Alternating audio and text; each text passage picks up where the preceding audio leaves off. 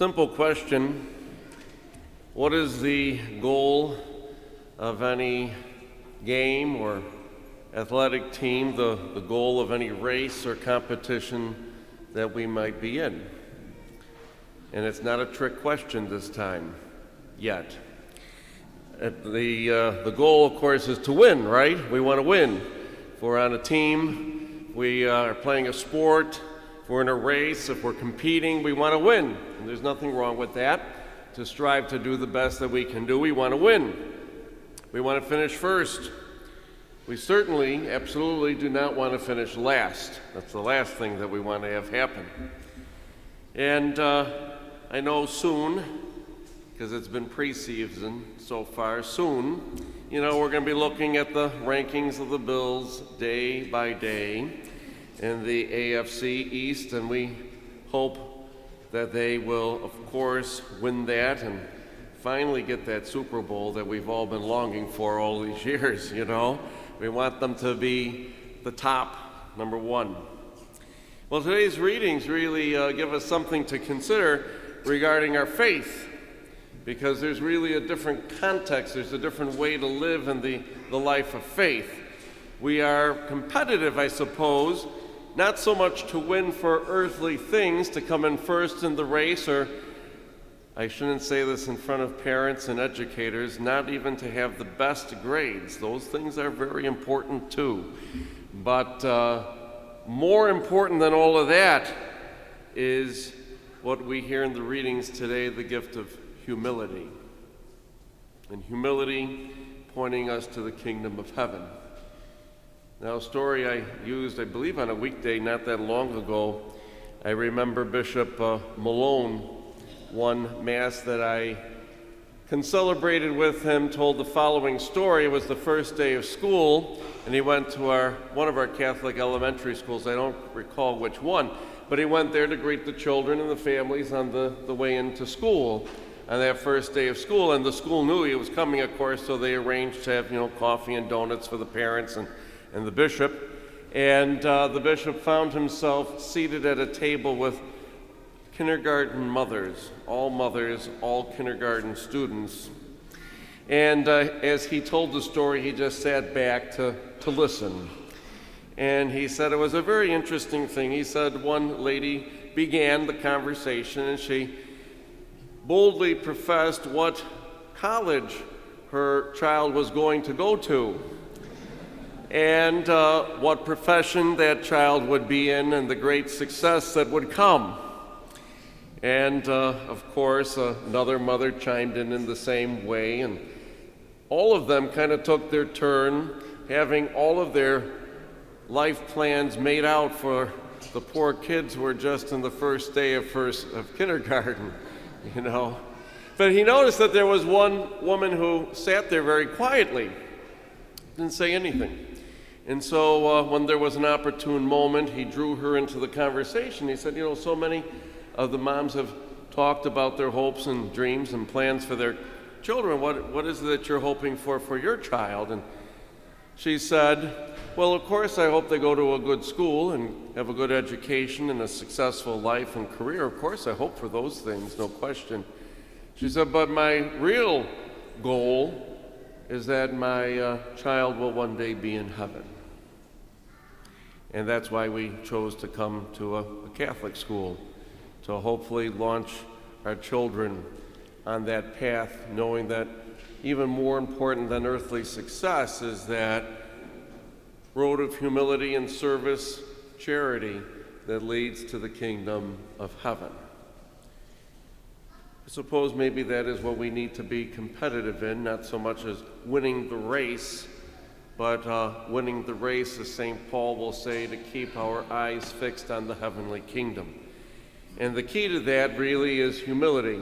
In the first reading that Dora Peer read so beautifully, that first reading very clearly states how important humility is. Humility basically is that key, and what humility is not what you're going to get. That's not humility. Rather, humility is the response to knowing Humility is the response to understanding that God is God. And to know that I myself, each one of us, we are not God. That's humility. And to know that the Lord is always above us and with us, and that we are to rely upon him. That's humility. 100% reliance on God. Father Mike Scanlon, who is now passed away, he was a TOR Franciscan. He was a longtime president of Franciscan University in Steubenville. And one of the many times that I was with him, I remember in one of his homilies telling the following story. And he shared that he was giving a parish mission. I don't recall where, but he was giving a parish mission, and after the few days the mission was over, one gentleman came up to him and said, "You know, Father Mike, I've been listening to you all week, and I really would like to ask you to be my spiritual director." And the man went on to say, he said, "You see, I conquered the business world at a very young age. And I was very blessed, and so I retired at a very young age." And he said, and in my retirement, the very first thing that I wanted to do was to conquer golf. And so I hired a golf pro who taught me golf, and I conquered golf, and I'm an excellent golfer. He said, but now listening to you, I realize I need to conquer the spiritual world. So will you help me? And Father Mike, of course, looked lovingly upon him and smiled and said, "Of course I will be your spiritual director." And the young man said, "Well, what is it that I need to do?" He said, "Well, I want you to go home for 1 month and pray over Jesus' words, 'Without me you can do nothing.'" The man thought it was rather simple of a task, so he went off, and a month passes, and he comes back for his next appointment with Father Mike, and he said, "Well, I did that, what's next?" And he said, "I want you to go home, and I want you to pray for 1 month. 'Without me, you can do nothing.'" The man kind of was a little disappointed, felt that he had failed. He said, obviously, I didn't do something right here. So he went home, started going to daily mass, started going to the adoration chapel. And all he did for that entire month was pray over those words. And a month passed, and he went to Father Mike, and he said, "Well, I'm here for my next appointment." And he said, "You know, when God says, 'Without me you can do nothing,' he means absolutely nothing, doesn't he? And all success comes from the Lord." And Father Mike said, "Now we will begin spiritual direction." Humility, realizing the Lord is always above us. First reading reminds us of that. And how do we often achieve that humility? I suppose a moment like Father Mike and that successful businessman and golfer, but also in beautiful, powerful moments where you have a moment where you know without doubt, without question, that God exists. And we hopefully all have those moments where almost like a spiritual frying pan, hits us on the head. I've had many moments like that. I pray for those moments to come. I remember a couple times being on retreat, again, at Franciscan University, and I remember one particular moment that I was in prayer, priest retreat, and we were all together, and I really was blessed to get into a deeper meditation. I heard music playing, and I was aware of that, but it was so much background noise, I suppose. And I remember what I prayed for. I won't share that detail, but I remember what I prayed for. And I remember coming out of that time of meditation, I probably sat there about a half hour just absorbed. And as soon as I came out of that meditation, I could smell roses. And I was looking all over where the flowers were. And Father Dan Young, a good friend of mine, pastor in Pendleton, he was with me on the retreat. He was seated next to me, and I said, "Dan," I said, where are the flowers? Where's that smell coming from? And he could say, it's coming out of you. He said, "Whatever you prayed for, you got." And if you really read the lives of the saints, many of the saints will say that smell of roses When you smell roses in your prayer, it means that you have had that encounter with the Lord. And whatever you prayed for, you're going to get. And I did. And another moment on retreat, Father Dan again, he's always right there with me. Father Dan was always after me to go up to be prayed over in charismatic prayer. And I was always a little afraid to do that. And every year on retreat, he would say, I'm praying this year that you go up and you have your holy stroke, as he would call it. And year after year, I said, no, I'm not going to go up to be prayed over. And so eventually he changed his mind, and instead of Muhammad going to the mountain came to Mohammed. He went up to get Deacon Ralph Poyle, who's been to our parish. He said, Father Leon won't come up for you to pray over him, so you come to his chair and do it right here. And that's what he did. And so I stood up, and Deacon Ralph and a few others asked what my intention was, and I told them. I won't share that with you right now. And I told them what that intention was, and they prayed over me. And I do not recall much, but the next thing I knew, it was some half hour later, and I was on the ground waking up. I had fallen to the ground. I do not have any recollection thereof.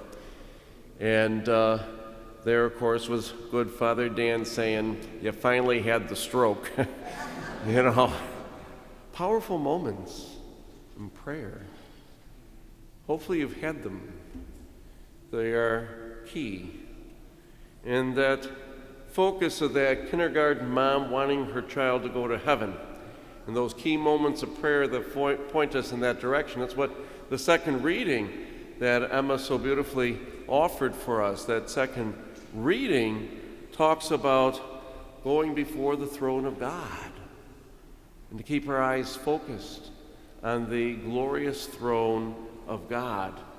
It's really a theophany that we're hearing about. And there's many theophanies, moments where God manifests himself in the scripture, and probably most important one that we all know is when Moses goes to the burning bush that's not being consumed by the fire, and he hears the voice of God speak, take off your shoes, you're on holy ground. Hopefully you've had such moments. I pray for them.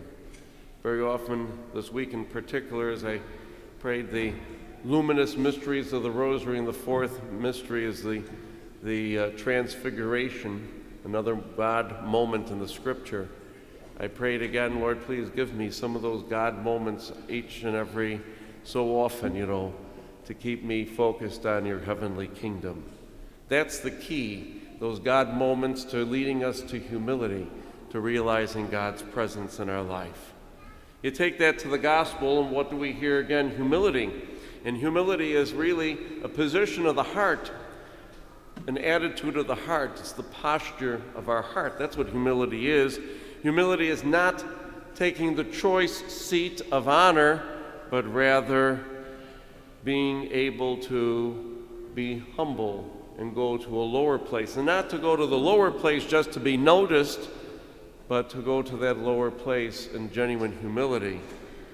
We cannot give way to false humility, to say, well, I'm going to take the back seat until they notice me, and then I'm going to be, honored because they're going to call me higher. That's false humility. False humility is a mask that pride often wears. The gospel today really reminds us above all to live that life of humility. And as Jesus has the moment with the scribes and the Pharisees, those leaders of the law, he silences them and teaches them about the importance to be humble, particularly as a leader. It's important to note that that word humble comes from the Latin humilis, which means lowly, to be lowly. And the word humus means ground. And to be humble ultimately means that we need to be grounded in the Lord. And so as we begin the new school year, as we begin a new academic year, really probably more important than all of the human knowledge we will gain is the spiritual gift of humility and direction that humility points us to. the kingdom of heaven. That's what I pray for all of you as we begin this new academic